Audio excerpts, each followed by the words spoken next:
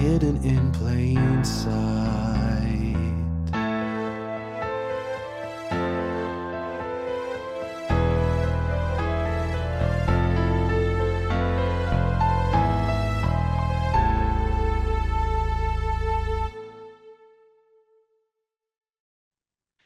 Welcome, one and all, back to Season 4 of Hidden in Plain Sight, the series that dares to ask, what if Christopher Marlowe did not die in Deptford in 1593?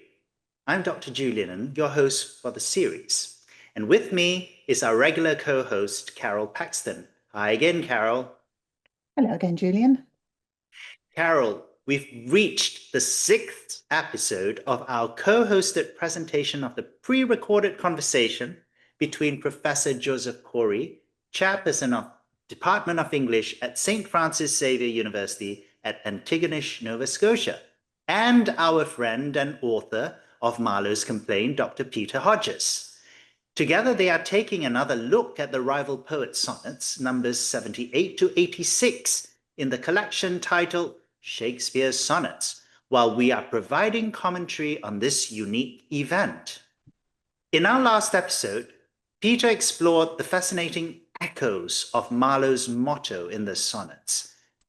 And you and I compared that with Sonnet 73 and the quote from Pericles, all of which were written after the motto was inscribed on Marlowe's 1584 portrait. Meanwhile, Professor Khoury continues to express doubts about the entire enterprise. What do you make of all that? Well, in the first place, I think we should be very grateful that Professor Khoury is still with us and willing to listen to Peter's arguments. Even though he's not agreeing, simply being willing to listen is a substantial contribution, which we shouldn't make light of because we disagree with him.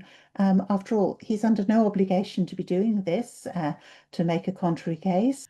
I think he likes to put the stress on metaphor and poetic content, which is to say that the literary side is clearly his strongest suit. And he's very uncomfortable with the crime scene style analysis that Peter sort of favors. What do you say we tune in and try and figure out which is which? Okay. And none of these specific pieces of evidence, you know, I've said many times before, not one of them is sufficient to make the case by itself. You can only make the case by putting all the pieces together, or the greater majority of them, and establishing certain facts, and then moving on from those and incorporating those into your contention as you go forward, because each one of these adds to the weight of the evidence. And each one of them, in my opinion, makes the conclusion more and more inevitable. Now, this one starts off as something that has been debated since people first started calling them the rival poet sonnets, because this has to do with Sonnet 81. And Sonnet 81 is the one where immortal is used. And a lot of people, I want to say scholars and critics and historians who have taken the time to try to unravel this, look upon Sonnet 81 and they say, maybe we should pull that out of the sequence because it doesn't seem to be addressing the rival at all. And I'm not sure that it really applies. And I would contest that. Now, I just want to, I'll read some part of it here because I think this is very significant. So we start at the beginning of Sonnet 81. Or I shall live your epitaph to make, or you survive when I in earth am rotten. From hence your memory death cannot take, although in me each part will be forgotten. Your name from hence immortal life shall have, though I once gone to all the world must die. The earth can yield me but a common grave, when you entombed in men's eyes shall lie. Your monument shall be my gentle verse, which eyes not yet created shall o'erread, and tongues to be your being shall rehearse when all the breathers of this world are dead. You shall live. Such virtue hath my pen, where breath most breathes, even in the mouths of men. Okay, now that's some poem. First of all, let's just say that's a beautiful sonnet. Yeah. And speaks to the author's love of the person that he's writing to, his wish that his ability to write poetry could offer her a kind of immortality through this poetry, and to finish with the thought that you will live in the breath that men use to speak my words. I mean, mwah, you know, that's really, really, really. Yeah, it's basically sonnet 18 all over, right? Yeah, yeah. But there's something about it that I think has been somewhat skipped over, which I want to point out. Because with this sonnet, if you look at certain key words in here, when he's talking about immortality, and when he's talking about his verse shall give her immortality, yeah, I would say that now that we've gone through 15 pieces of evidence, narrowing this down to George Chapman, Hero and Leander, and potentially a living Christopher Marlowe, let's not forget that George Chapman, in his dedication to Audrey Walsingham, said that the reason he decided to bother with this trifle was so that neither, being him or Marlowe's work, because this is his begun by Marlowe, completed by George Chapman, that neither shall be consecrate to sleep. And he's doing this in the dedication of his portion to Audrey Walsingham. That is what is being referred to in this sonnet. That is what he means when he says, it will be my verse that gives you immortality. If we're talking about who's going to prevent this thing from going to sleep and being forgotten, it's not going to be George Chapman and his audacious and outrageous dedication to you. It's going to be my original that will grant you the immortality. And that's actually true. That's actually true. Even you have admitted that when you teach this poem, you don't teach the Chapman part, you teach the Marlowe part. And so Marlowe is correct. If it is Marlowe, he's quite correct in predicting this, that Audrey will live on in this poem, because as it is published, when you hand it out to your students, it comes complete with the Chapman additions. But you focus on the Marlowe part because you're teaching Marlowe, and Chapman is not Marlowe, just so you don't bother with it. But if the guy turned the page, he'd find Audrey Walsingham staring him in the face. He'd find that. And so that particular sonnet is not a sonnet that should be lifted out of the continuum of the rival poet sonnets. In fact, it's the whole point. It's the whole reason why he sat down to write all 9 of them, to protest the appropriation of his sonnet for these false means of dedicating immortality to his Audrey. And he's setting the record straight right here, right now, right dead center in the whole thing. He's putting the record straight. That's my observation. I guess I'm having a difficult time following the logic of this sonnet to what you just stated. I'm still not clear on the logic of, you know, moving from this sonnet to the dedication to you know, that you're proposing is to Audrey. I mean, you know, if one were to open up the sonnets and just read the sonnets,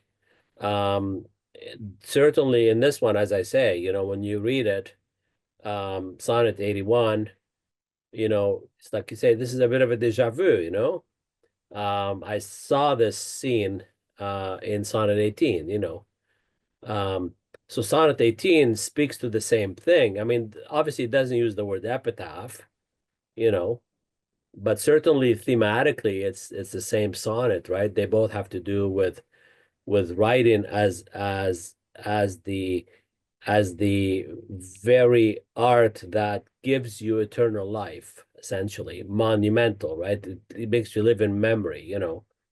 And both of them declare that my writing is good. It's good enough to give you that eternity that, you know, you seek, right?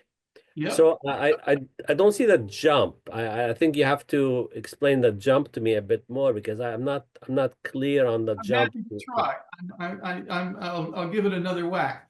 I mean, Okay. again, it's a question of context. Okay. If you look at the sonnet in isolation, you know, its purpose seems pretty clear. Okay. And there's nothing about the sonnet's message inside the context that I want to provide for it that changes that message. It's still a basically love letter declaring that my poetry will make you immortal. Yeah. Right? But there are things that are said in that sonnet that echo things that are said by George Chapman in his dedication to Audrey. And Marlowe and Chapman are tied together with Hero and Leander, which is the subject of the entire rival poet situation. So because this sonnet now appears in the middle of this sequence, it's a little bit shifted off center, because 81 would not, probably 83 would be the center, or 82 would be the center. If you count 70, 78, 79, 80, 81, that's 4. And then you still have 5 left to go. So probably 82 is really the center if you really want to be a stickler. You're talking about the center of the 154, you mean? No, the center, well, that's a separate issue. That's 77 would be the middle, but yeah. And I you know, remind you, we're trying to stick with the 9. 9, Although, okay. you know, I pulled a sleight of hand and stuck 73 in there, and you have been working on 18 an awful lot. So we let that go, because you know, we know they exist, we do, and it's very hard not to bring them up. But the context to me here, and again, this is why I saved this for last. We've already made a demonstration of 5 bits of proof that pull Chapman out of the lineup, let's say. Okay. You know, we've got all our usual suspects, and Chapman is the only one who fits the description given us by the eyewitness. And furthermore, we now have a motive for this whole thing, which is Hero and Leander, and we have 4 pieces of evidence, 4 or 5 pieces of evidence to support that, plus the timeline that we're able to construct, which includes the Walsinghams, and we know that they're there. We know that they supported Marlowe. Marlowe's name is on Hero and Leander. So all of this is part of this context. And I want to say, you know, when we finished with Chapman first, I said 5 points on a fingerprint would not be enough to make an identification. That would not be enough for a fingerprint expert to be able to positively identify your criminal, because 5 is not, you need 8 or 9 or something like that. Mm. We're up to 15 now. And the identification is becoming pretty difficult to deny. And the Marlowe identification being the last one, it follows and flows straight out of everything that came before. You know, the fact that his name is all over Hero and Leander, and the fact that this guy is addressing himself as dead. I mean, even again in this poem, we get again the question of was he alive or dead or what? We get that again. And so this is all part of the thematic structure, the wholeness of all of this. And then we get to the question of immortality. And oh, where was it addressed in this sequence? Well, it was never directly addressed, except that when Chapman was talking about spirits, Right. we then understand that where we find the spirits most directly spoken of is again in his dedication. And we are entirely appropriate in looking to his dedication because that's the subject that has been identified by the 9 sonnets. So we can use that information, just as we can use the information that he wrote hymns, that he wrote nautical stuff, that he appropriated somebody else's name and sold his poem with it. All of those things we know to be true, and we know this to be true, that he said he was going to do this so that neither part be consecrate to sleep. Well, if you're sleeping, if you're dead, you're not immortal. So Right. now flip the coin, and this is literally what Chapman is promising Audrey, that my portion of this poem is written specifically for the purpose of rescuing it from oblivion. Thank you, Okay. George. What a man, what a guy. But the response to that, I mean, you can take this poem and set it aside and say it has nothing to do with this, except that how strangely it echoes these comments. How odd is it that it does that it's very pointed about doing that, and that it makes especially the point, it will be my verse, because Right. at that point, Christopher Marlowe is declaring himself. He's saying who he is. He's saying not the other guy who wrote that dedication, but me, the guy whose name was misused. Me, Christopher Marlowe, me. Does that help? Well, I understand where you're going for sure. I guess I'm still, you know, I'm still having a hard time. So let me see if I understood your logic correctly. Okay. Sure. You're suggesting that this ties back to the dedication for the second part or the continuation of Hero and Leander, right? Yes. And you're basing that on the echoes, I guess, to call them that. I mean, the echoes that, you know, and the idea of immortality and so on and so forth. That, you know, you see the echoes in the dedication to Hero and Leander, or the continuation of Hero and Leander, right? To Audrey Walsingham. I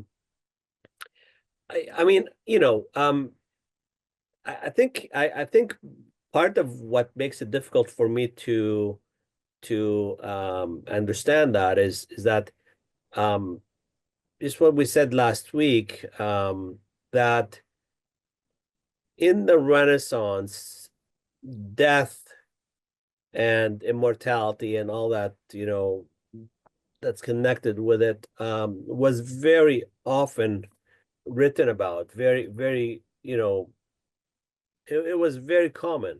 And so, you know, as a comparatist, that's what I do, is I do comparative literature, right? As a comparatist, you know, to use your metaphor of the fingerprints, you know, you need more than 5 points. as a comparatist, I need more than just echoes too, you know. Echoes give me a good start, but I need more than that, right? And now you've certainly laid out a number of metaphors and themes, you know, nautical metaphors, for example. I guess the other part that sort of I'm trying to choose my words carefully. You know, you know, the death of Marlowe, right? You know, I know you've alluded to it a number of times, but you know, these sonnets were written, you know, well, I mean, we don't really know exactly when each sonnet was written. You know, they were published, we know the publication date, but even then, you know, we know that some sonnets were written before their publication date, obviously, some by years, right? Right. You know, there's the thesis that, you know, the Hateaway sonnet may have been written by a very young Shakespeare, for example. I don't know, I can't prove that, but you know, it's a point of contention. We do agree that the rival poet mentioned in Sonnet 86, I think it was, is probably Chapman. You know, so I guess not everything is coming together for me. That's you know, that's the easiest way to say it. You know, but yeah, the echoes alone just don't do it for me, is what I'm saying. Well, let me say about the echoes. Now, you know, choice of words, but the sonnets point you to bits and pieces of evidence that, you know, confirm what my nautical is about, what my appropriation of a name is about, what my hymns are about. They confirm that. And they also narrow the field because other people don't have those things, so they can't be considered. But there are other parts of the evidentiary trail that take us through another path, a separate path, which is the dedication. And the dedication ties you straight to Hero and Leander. And every time he refers to that dedication, he's referring to his position in the middle of this business of this man stealing his poem. Every time he points to that, he's pointing to the whole construction, the whole Hero and Leander begun by Marlowe and completed. There's nobody else who's going to complain about this way. There's nobody else who's just going to beat this horse this way, except for Christopher Marlowe. Or, as you might say, somebody who's trying really, really, really hard to convince us that he can write as if he were Christopher Marlowe. I mean, that. And by the way, it doesn't end here. You know, you're going to have to sustain that idea throughout the entire corpus. There's no question that, you know, Marlowe influenced Shakespeare. There's no doubt about that. You could say Marlowe influenced Shakespeare, and how much exchange they had before Marlowe disappeared. And when Shakespeare learned how to write a sonnet, that would be an interesting path to follow. But I think really, when you look at this thing in a holistic way and not trying to pick, I think you have to test each piece of evidence. Yes, you do. You have to ask yourself, can I trust this piece of evidence for what it's telling me, or is it something I should disregard? And I would say, if I came to you initially with Sonnet 81 and said, see, it proves that's Marlowe, you'd be absolutely right to say, no, no, you got a lot of work to do. You got a lot of work to do before you can turn that into Marlowe. But I think after I've already pointed out all the other things along the path, and then I show you this, you have to take all those things I've said before and apply them to this. They're part of the same thing. Well, I guess the difference is, you know, are you deducing or are you inducing? You know, I mean, this is you know, the big question. If we begin with a premise from the conclusion and step backwards, we can fill in a lot of things that to help us Not reach a beginning, no, conclusion. I am not beginning Yeah. with a premise. I will defend that straight down the line. Of course, Yeah. of course, that I've always thought this. However, a detective walks into a room and says, I know who did this. I just need to put the case together. Right. Okay, now in order to make the case, I can't bring you my suspicion. My suspicion can guide me if it's useful. It can also get in my way. So Yeah. I have to operate as if I didn't know. Even though I have a Right. suspect, I have to Right. operate as if I didn't know. And I have to look at that evidence. And if any of the evidence so far, and remember, none of the evidence Hmm. has jumped this train off the tracks. Well, I think one of the points of contention between our two methodologies, if you will, or just our general reading habits, to go back to the idea of is this a metaphor or is this literal, right? Right. Well, if for example you insist on a literal reading, which is to say non-metaphoric reading, then silence would to be taken literally would be literal silence. Why are you not speaking with me? We're in a fight. Why aren't you speaking with me? So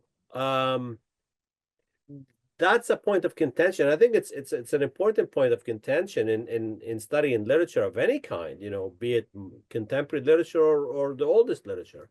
You know, the Bible is a perfect example, to be honest. Those who would read the Bible literally versus metaphorically, if one were to read the Bible literally, one would have to insist that the sun does rise and dip, whereas of course metaphorically we know that it's not the case, right? So literally one would say, well, God created the world in 6 days and rested on the 7 days. On the seventh day, well, again, it just doesn't make sense literally, right? Can I interrupt? Yes, of course. And that to me is the bottom line of the test. If I have something that appears to be a metaphor, but there's a literal truth that it also represents, and there's nothing that disproves the literal truth, Right. I'll accept your metaphoric reading because we all do that. We all free associate from the things that we Sure. see in the real world, and we make these comparisons all day long. Yeah. But in a court of law or in any kind of truth-seeking application, Right. you look to see what is literally true until you can find something that disproves it. If I say that man wrote a poem that he titled a hymn, and I can't find that hymn, I have a right to think of that as a metaphor. If I find that hymn, I'm done thinking of it as a metaphor. I mean, I can call it a metaphor, but I can also say, well, he wrote a poem and he titled it a hymn, so that's that. It's Right, but again, the one thing that I think we have to accept is that in literature, often the best writers tend to be those who are able to do both be literal and metaphoric at once. okay. So But does the metaphor put the literal truth in question, or does it? I think yes, because I think what happens is, when he says, or I shall, live your epitaph to make, okay, I'm gonna write your epitaph, fine. Or you survive when I in earth am rotten, okay, or when I'm dead, you survive. So, it's either you're dead or I'm dead, right? Now death is literal. In this case, obviously he's projected into the future. From hence your memory death cannot take. So now death becomes not literal but metaphoric. You know, the echoes to the dedication, you know, you're suggesting that this is directly linked to it. Yes. And I, you know, it could be, you know, if we're gonna talk about literature, we have to talk about possibilities. You know, but what brings doubt to my mind is that what's happening here happens in much literature of the time, you know. Death was very much on people's minds, like, you know, it was something that they saw daily, you know. Well, you know, a lot of people drive on I-95. Yeah, Every day, millions of people drive to and fro on I-95. sure. But this one murderer also happened to drive on I-95 before he took the exit 13 and went to Wallingford and killed his wife. Right. And that, you know, and so the fact that everybody does it doesn't change the fact that this one guy did it. I agree. I don't dispute that. I don't dispute that. I'm just saying, I guess what I'm saying is, you know, what gives it, you know, credence beyond contention? I'm not going to insist that I've convinced you all at once. That would not be, that's not polite.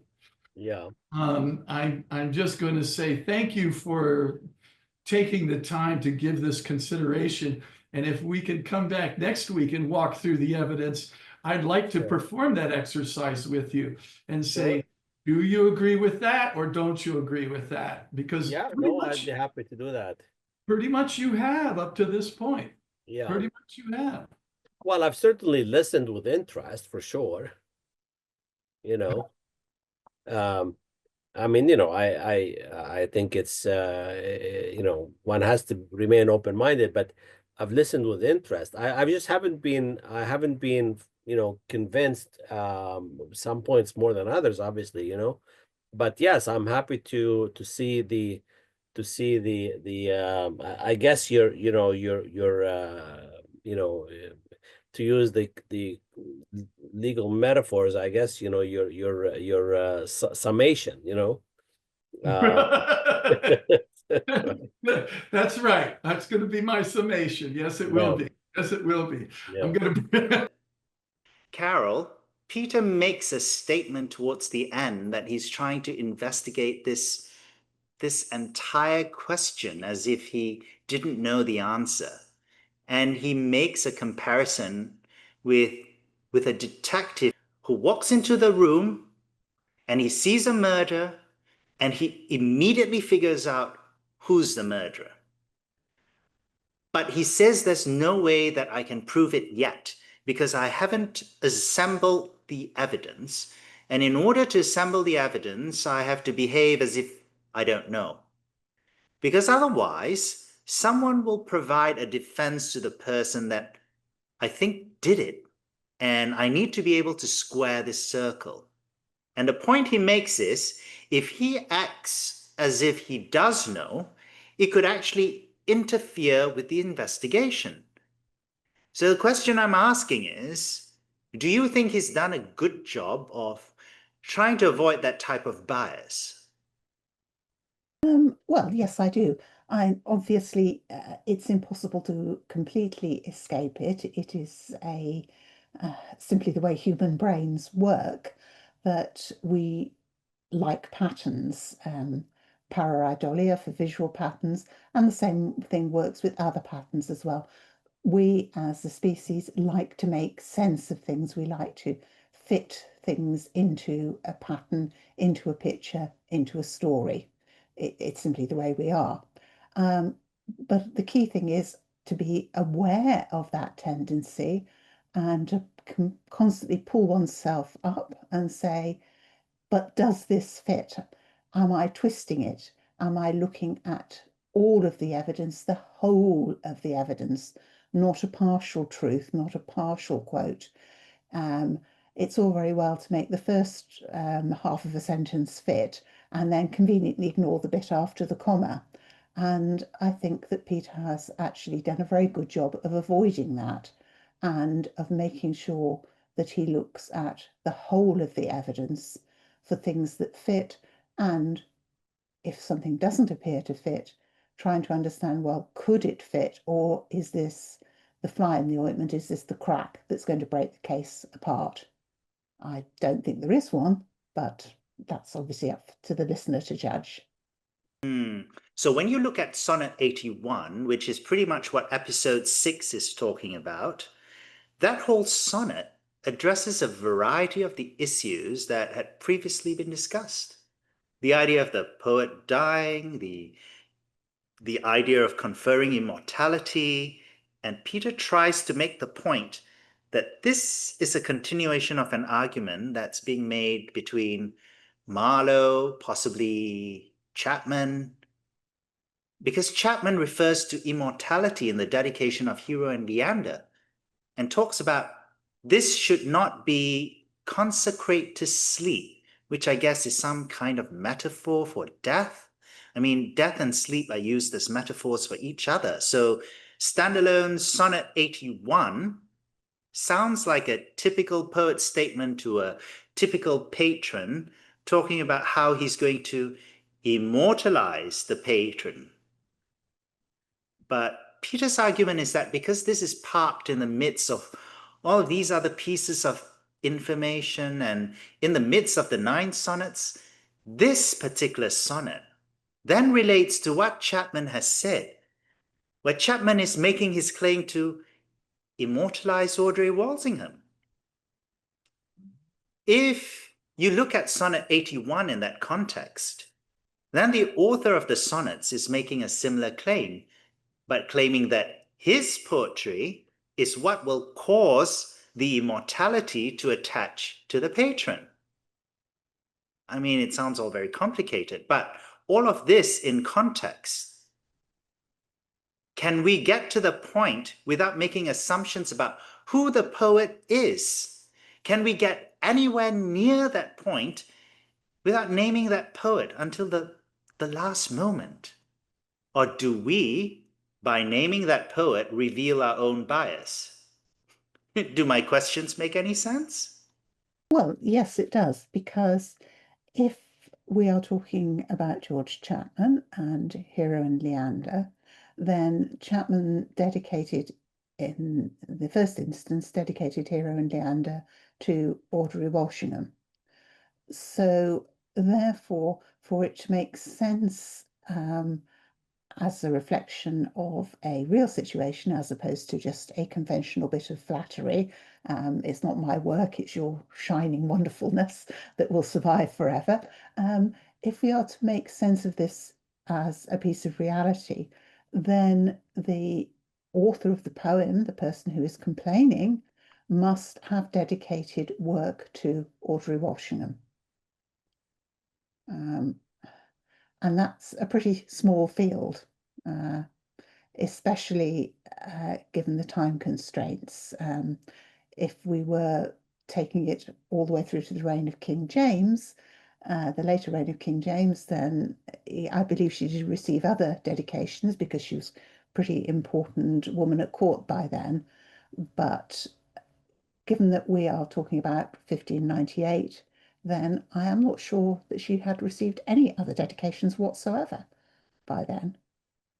So you're saying that given everything else that we know about the rival and the source of the dispute, which is at the end of the day whether or not Chapman's claim of giving immortality to Audrey is valid, and his appropriation of Hero and Leander is the instrument by which he's going to confer this benefit to her, given that we've established all of that, then without knowing who the actual poet of any of this complaint is, when we come to 81, we sort of forced in the direction of seeing Marlowe standing there. Is that what you're saying? Well, yes, it is, because there is absolutely no record of, for example, William Shakespeare or Edmund Spenser, another person who's been mentioned in the context, dedicating work to Audrey Walsingham. is no other poet that I am aware of in 1598 who would be in this position other than Christopher Marlowe. That sort of goes hand in hand with what you were saying last episode anyway, about a theory is only as good as its weakest point.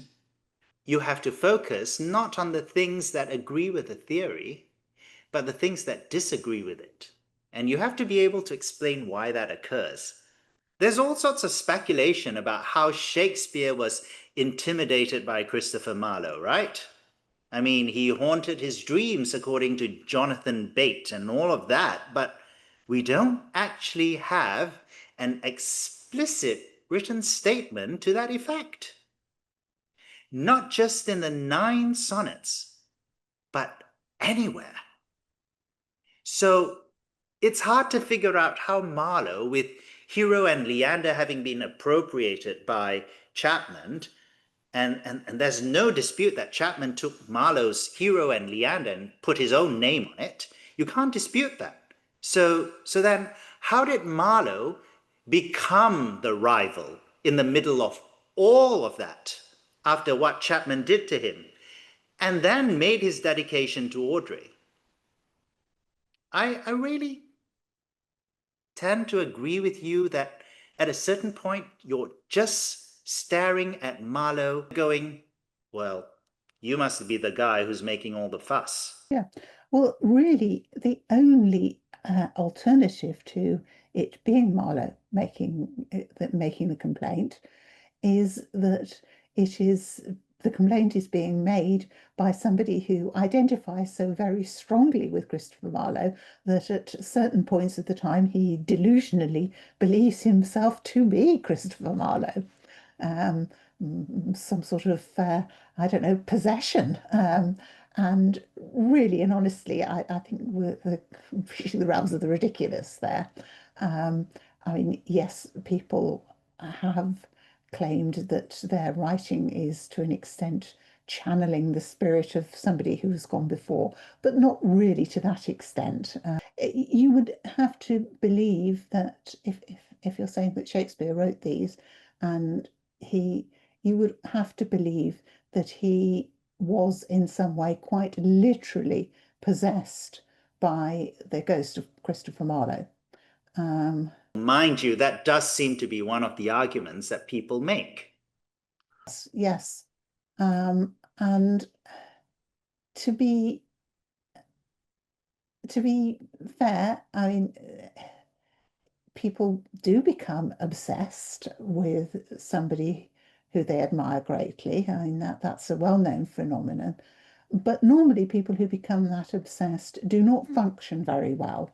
And the one thing we do know about William Shakespeare is that he functioned very well as a businessman, which does not really fit in with somebody who is obsessed to that extent, because the two things are simply not compatible with each other. That level of obsession is not compatible with a successful business career. Well, we're going to have to leave it there for now and close this episode again with our special thanks to Professor Khoury for joining us in this exploration as he continues to test our Peter's evidence against his own knowledge, training, and experience. For our finale, Peter proposes to put the matter before the jury, which in this case will be Peter Khoury and himself. I expect this will be the acid test, and I also want to know what our other jury, you, our dear listeners out there in the dark, think. Will it be case closed, or will there continue to be unanswered questions? Only you can tell us. Meanwhile, join Professor Khoury, Peter, Carol, and myself in our next episode, lucky episode 7, of the 4th series of Hidden in Plain Sight.